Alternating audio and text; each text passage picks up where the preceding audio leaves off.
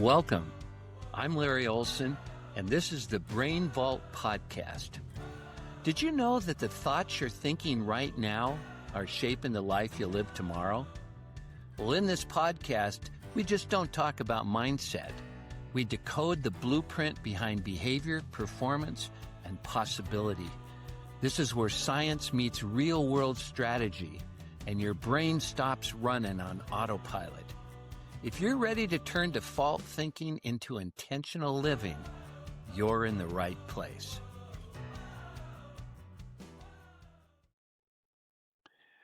Well, welcome all of you to the Brain Vault Podcast, where cutting-edge science meets success. And I wanted to start out, before I introduce our guest, with a question for you. So take a moment to think about what comes to mind when I ask this question.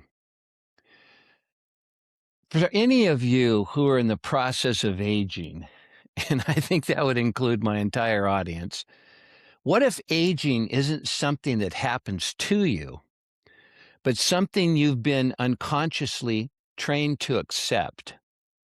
My guest today, Dr. Sophia Din, isn't your typical physician. She's someone who's seen the end of the story and decided to rewrite the beginning. A board-certified MD with over 25 years of experience, she spent decades in geriatrics and hospital care, watching up close what happens when health managed too late occurs. But what she discovered changed everything. Aging gracefully and aging helplessly are not the same path. An immigrant from Pakistan who completed her medical training, check this out, twice, once abroad and again in the U.S. Dr. Ben brings a rare fusion of Eastern and Western medicine, and today she's at the forefront of longevity, aesthetics, and what she calls the intersection of health span, lifespan, and beauty span. Her work challenges conventional thinking, and that's why I'm so excited to have her today, arguing that beauty isn't vanity. It's a visible expression of internal health, and that the real goal isn't just to live longer, but to look, feel, and function at a higher level for longer. Her book, Do We Really Need Botox? And her work on chronic skin failure are redefining how we think about aging, self-care, and what actually possible. Dr. Ben, welcome to the Brain Vault Podcast. Thank you. Thank you, Larry. That was great. You know, Dr. Den, I wanted to start out with a question for you. You know, you've seen what aging looks like at its worst. So what are people doing today without realizing it that's accelerating that outcome? And how do we begin to start thinking differently about it?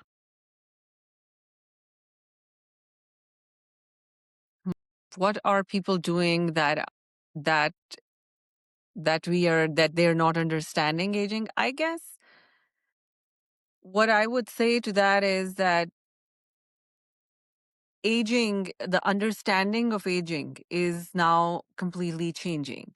And we are awakening to this new um, perception of self with a heightened information and more data. And what I feel in in 2025 and our this year 2026 is the patterns of change are basically being helped by artificial superintelligence. So people are awakening to a new sense of what they need to do, and things that initially there was like this, I felt that this gatekeeping that was keeping people from learning more about themselves and about how to age with agency, is the tables have turned and the paradigm has shifted. So what used to be accepted, as you said previously, that aging was just like a phase of life that you have to just take sitting down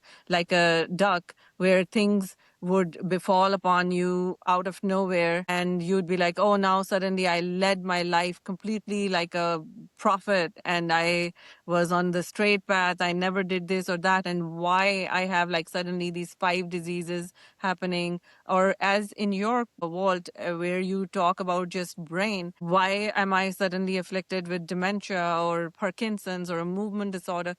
What is going on? And that understanding has been overturned because now we realize that aging itself is a disease. It itself is not just something that you need to just take easily. You have to understand what are the patterns that are leading to the disintegration of yourself. So we are now realizing that just like every human has a period of growth, and then that growth leads to a period of peak, whatever peak that your genetic material has is destined for. And then of course there are so many environmental issues also, but that period then leads to a point where that peak self cannot be kept for there indefinitely. That peak is like there for like a few years at best before the system starts for a decline. And those periods are preceded by at least 10 years of a different phase. So in my terminology, what I experienced was that I have recognized those periods as the periods of pause. So if you're a female, it is menopause, where a pause hits the human body of a female. And before that pause hits, which is considered a fertility pause, where you're no longer fertile anymore, or you're no longer at that point where you would create any more offsprings. But before that pause actually hits them, stay in a period of perimenopause, which is a brief pause through out of which their bodies exist at least a decade before a final pause hits them. Now, females are we're a little blessed because at least we have a physical symptom of this pause hitting us, and we're like, okay, now we're in a pause. So now things are going to be different. However, men, on the other hand, who go through a similar experience of pausing, their systems also feel that arrest. Like the point comes in men's life, which is a little later than women, depending on how well they lived their life. So that period can sometimes be in late 50s, and sometimes it can be in like early 50s, depending upon your health of how you led your life. However, men also go through andropause. However, nobody tells them. Nobody explains it to them that actually you are also going through a pause where your hormones are declining, where the internal chemistry of your system is no longer what it used to be when you were younger. And at this point, just because of this hormonal imbalance, you are going to see shifts in your wellness and your energy and your, different systems functioning together in harmony. Because health is nothing but harmony that is occurring inside your system, inside your body. Is basically you're nothing but a chemical reaction occurring under your skin. So that chemical reaction gets imbalanced every time there is a hormonal shift. So that shift occurs at in women. We have recognized that that perimenopausal period of time extends for roughly 10 years Hmm. before they experience the pause. And in men also, we are recognizing that men also have these shifts occurring. Sometimes it could be because of environmental factors. Sometimes it could be because of just other health factors. Sometimes it could be sleep or your career or whatever else that is disrupted. However, whenever you go take a break, whenever you go get a vacation or like a massage or something, you eat well, and for a few days you are able to lift yourself out of that pause. But even men go through a pause where if they don't help themselves, they see a systematic degradation in their level of functioning with every subsequent year.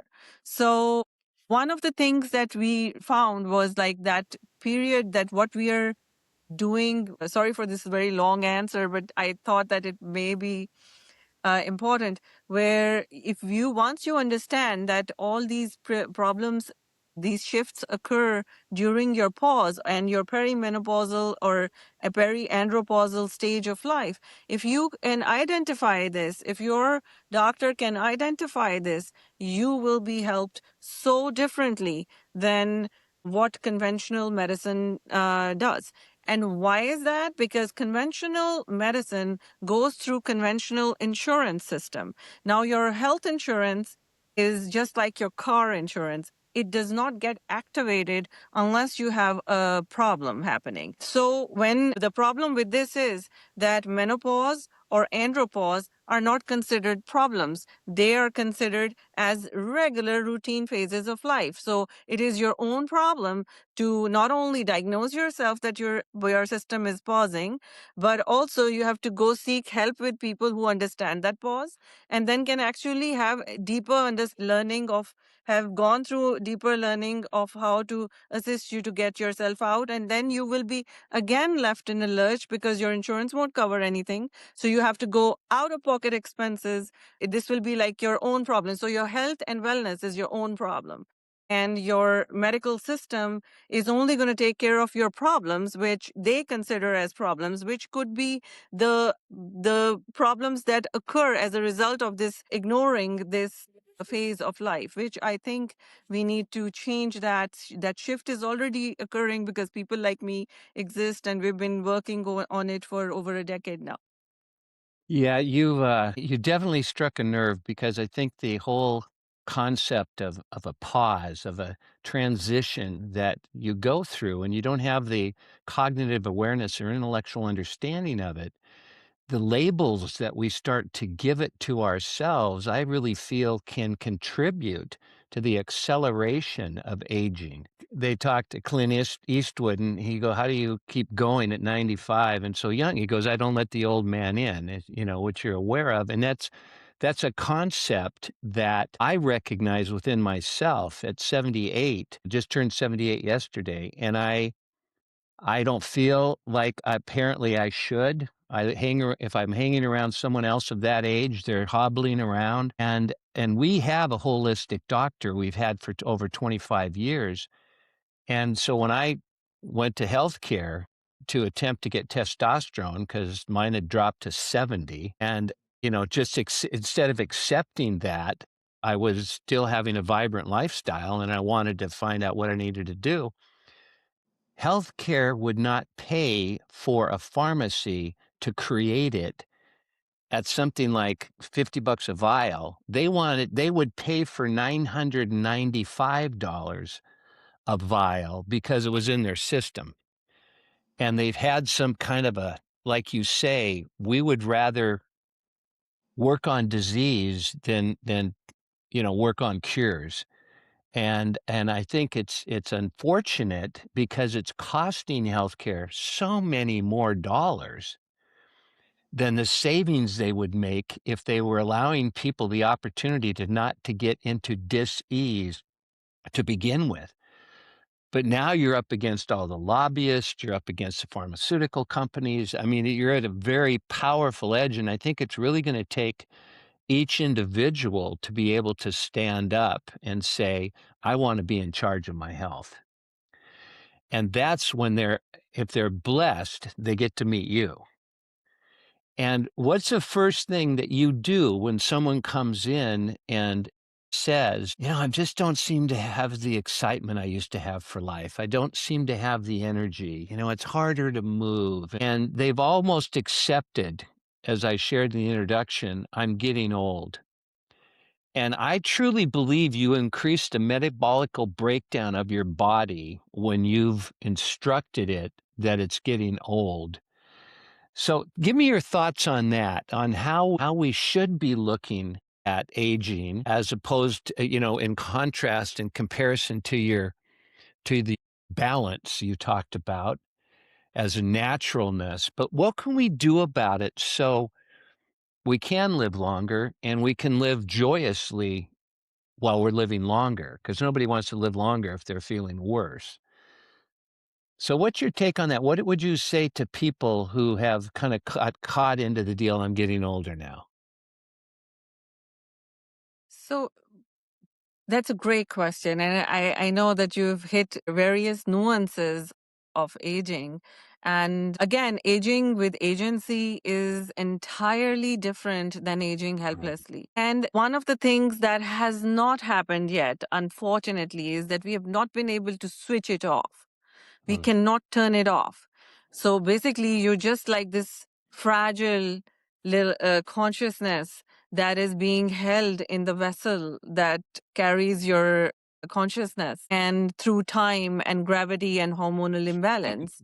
So, what ends up happening is that certain periods of time you have to understand when the decay of your consciousness and your the system that's we're biological being, so we're these organic beings that are that are just going through time. So some of the things that you can do yourself naturally, that is do it yourself, this is nothing but some of the things that you have to do to, I say, to yourself, is very simple, easy things like move your body daily, like, eat real food, get a good sleep, stay away from toxic substances, toxic people, toxic environments, remove themselves out of your system and your Hydrate. daily lives. However, and meditate, keep all your systems alive and vibrant to the best of your ability.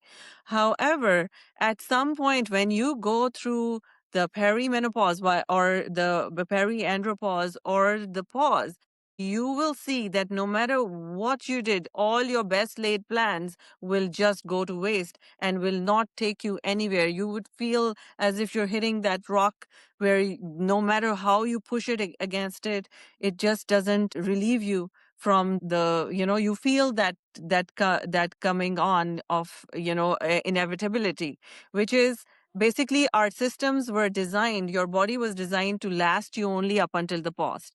I One of the things I jokingly say to all my patients and clients is that God promised you only 50, maybe if you're lucky, 60 years in this body. This body, this vessel was supposed to last you only 40, 50 years. Our ancestors used to die by the time you were very fortunate if you made it to the pause. Something or the other would have killed you earlier. So, but now we've suddenly found ourselves because of the medical advancement, however we got to this place in the 21st century, we have these advancements where our understanding of disease developed very quickly, and we are able to now extend your lifespan beyond its limitation. And we can, no matter how badly we do it, we have still been able to lift you out of your pauses, and we have elongated your experience in this life. However, what we've not been able to do is that extension didn't really increase also the vitality in your life. And we also have to now do it in such a way where we can not just extend your lifespan, but also extend your health span, because nobody desires to be afflicted with 5 or 7 different diseases by the time they're in their 70s or 80s and be on 15 different medications and basically sitting there waiting, going from one doctor's office to another doctor's office, because that is what ends up happening to people in their 80s and 90s. And the reason for elongating your health span to a longer later lifespan is that my belief is that the best, your consciousness is in its best form when you turn 80. The best, like your, because of your experience, because of your all the knowledge that you have curated and created for yourself, and all the stuff that has happened to you, it allows your DNA to bring together the lessons of a lifetime. And by the time that you have reached that pinnacle of your awareness, your body has completely fallen apart. Where if your goal or whatever your whatever message you were whatever you were supposed to do in your life, by the time you reach that goal, you realize that you have no energy and no period time left to turn it into a reality. One of the things that we can like really change for the coming generation and even our own is that by increasing the health span, we can like really make people, I feel one of my beliefs is also that God created everybody for a purpose. So whatever purpose it is, you should be able to reach it and you should be able to do well no matter when you find that purpose. So, based on that premise, when we come back, we realize that around the period, and that is one of the reasons that, when you turn 60, I call it pediatrics of geriatrics. So, we need to find people before they have entered the pediatrics of geriatrics to figure out what are the things that they need to start doing to protect their systems from inside. So when once people understand that all the things that happen to you in your 70s and 80s, especially in your brain, all those problems are problems of middle age. And that is where you need to start doing the solid steps of becoming healthy again and learning your body and learning your pauses. And I 100% also agree with you on the testosterone dilemma. Both men and women were spooked to not use hormones. Women, the HRT, the return of HRT. I should write a book where where the women are now realizing that wow, like decades worth of women were lost because their brains were lost because we did not supply them with HRT.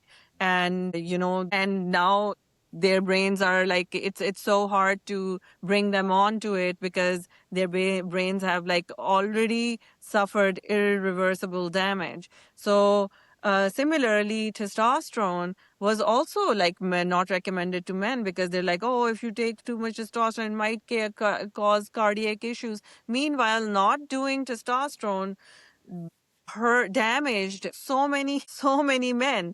And can you imagine, like, testosterone is a controlled substance. You can't prescribe it unless a doctor goes and we prescribe testosterone, which is like a very basic hormone that men should have.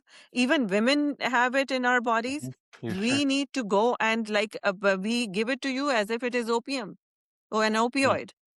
So, and thankfully, these some of these things are being changed. Like last year, the black box warning off of the HRT, women's hormone replacement therapy, were removed, and also testosterone, needs also to be not only removed but also to be made available to people. Like even now, I have patients coming all the time who say that our doctors are not giving us testosterone. And I think we need to go back to the drawing board and go back to the med students and the people who are training in residencies and start training them right first, and then also train the trainers right, because Yeah. the perception has already shifted and there is so much work to be done just in this department alone. And I think that this is that area where if we fix it, it can fix a lot of solvable problems. Like this is a problem that is easily solvable. And to now not only to learn more, but also how to make it affordable, how to make it like present for people. And also, listen, too much of anything is bad, right? So even like whenever somebody gets this, they have to get it as like within reason, right? So Mhm. anything that you do has to be within reason and with guidance. But to place unnecessary obstructions and obstacles in the path of even the doctors to provide it to people is unnecessary. I agree with you completely. Yeah. Well, thank you. Thank you. I have had so many questions, but we've come to a point time-wise. You're fascinating. And I think everybody's really interested, needless to say, in the consciousness and the vehicle that's carrying them from moment to moment. They'll take sometimes better care of their car, or they'll cover their sofa, or they'll do something to these inanimate objects for preservation and beauty, and yet they'll deny or let go of, or typically it's a lack of awareness. And that's why with speaking with people like you, we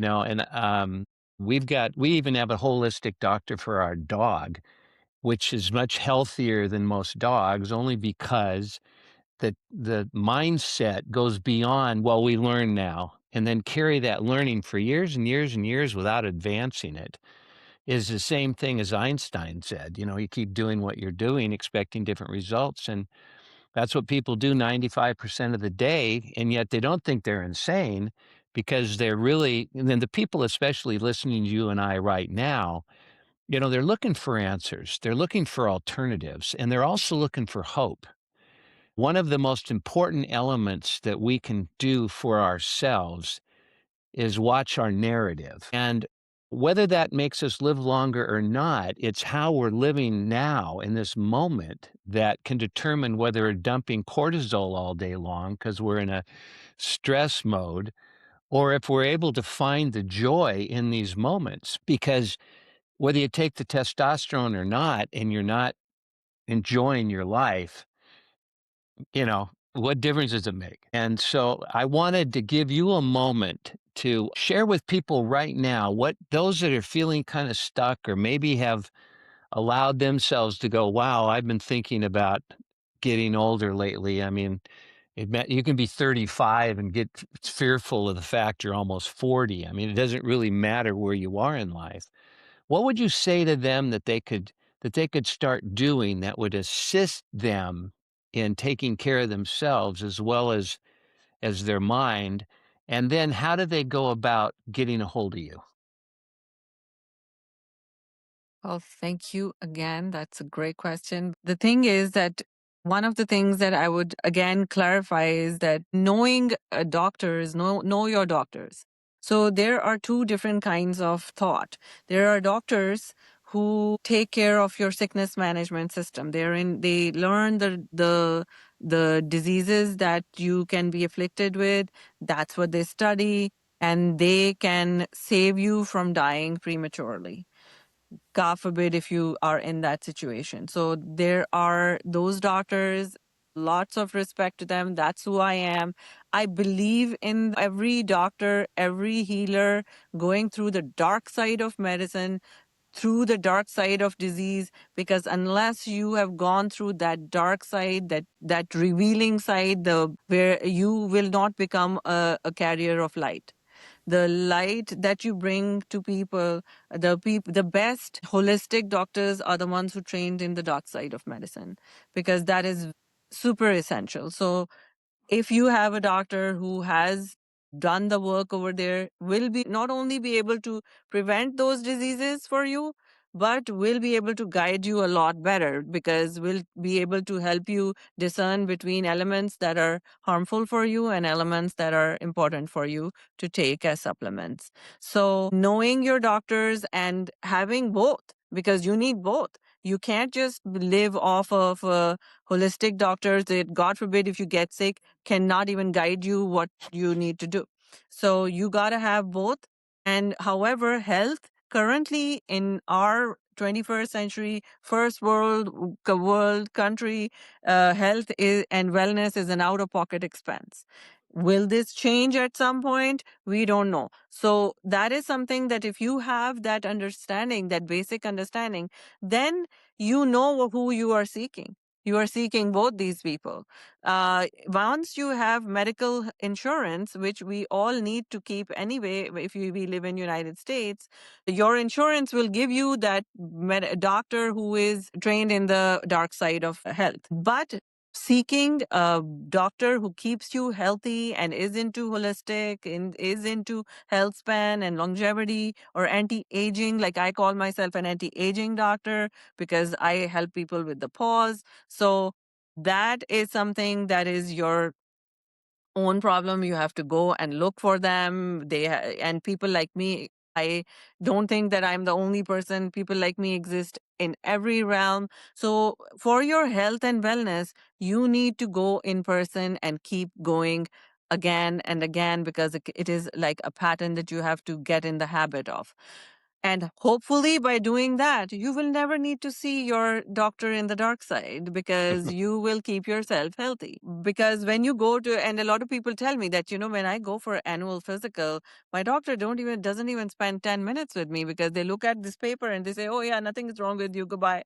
I see you never, see you next year. But when you go for a health practitioner, I have to spend hours with one person because Mhm. there is so much to explore. Every human is so uniquely different. Listen, you are just one piece. Like, can you imagine? There are billions of us and we're all unique. How, even though we look similar, but we are so uniquely different from each other.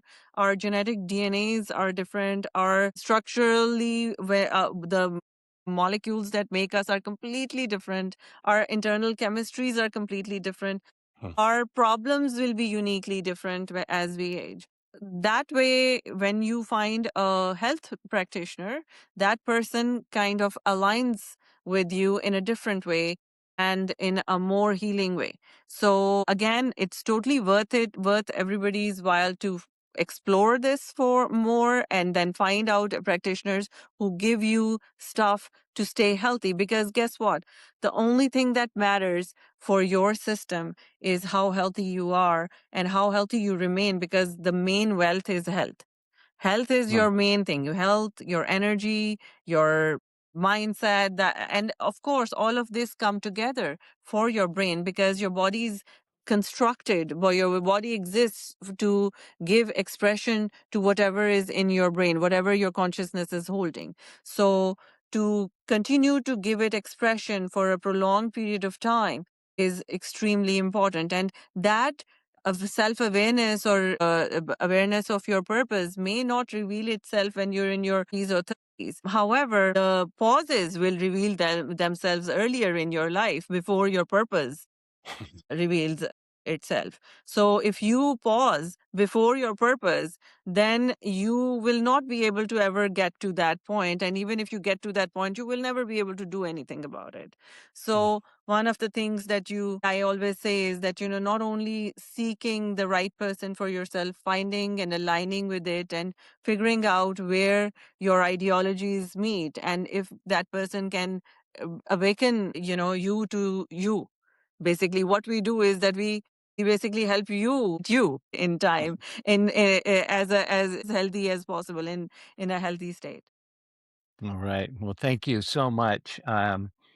It's been a real pleasure having you on, and I know that our guests have had the opportunity to kind of take a look at their life and see where their consciousness is and what are they doing for their body. And, also recognizing you may experience the dark side. I've had cancer, and I think though that one of the most important things again is we all come from our own background, our own disciplines, and what we feel really is our quest and our purpose. And I want people to recognize that no matter what situation they find themselves in, there is opportunity.